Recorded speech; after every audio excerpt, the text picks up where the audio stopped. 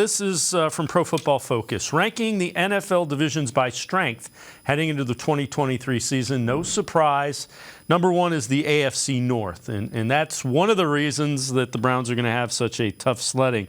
AFC West was second, NFC East third, and AFC East fourth. Those seem pretty fair, pretty accurate. They say Myles Garrett earned the highest PFF pass rushing grade the last NFL season, but they'll need Deshaun Watson to produce better than his 51.6 PFF grade, 34th out of 36 quarterbacks in 2022. And again, we've already talked about why we think that was the case. For the Browns to be good, they're going to need Watson to be really good. That defense has to be significantly better. And again, it looks better on paper, but got to go do it.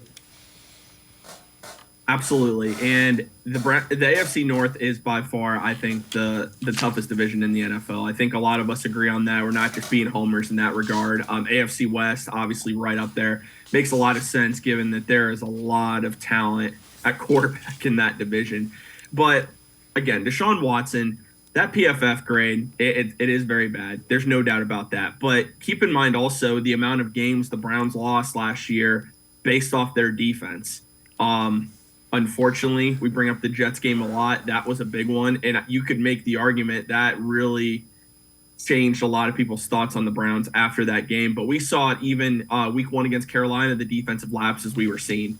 Jim Schwartz is one of the biggest additions the Browns had this offseason, regardless of the talent that we brought in on defense, regardless of bringing in Elijah Moore.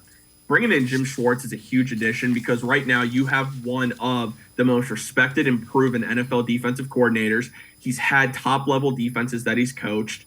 He's won a Super Bowl with the Philadelphia Eagles as their defensive coordinator.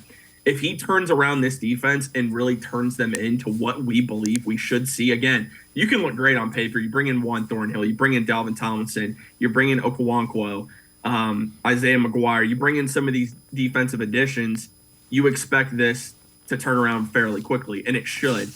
Also, Rodney McLeod, having him as a veteran is really going to help out, and trading for Zadarius Smith. But at the end of the day, Jim Schwartz now has the keys to this entire defense, and I think the Browns are going to be a top 10 defense, and they should be, because right now when you look on paper, there are not too many defenses that possess the level of talent that the Browns do on the defensive side of the ball. Yeah, and you're talking about a defense that was probably bottom 5.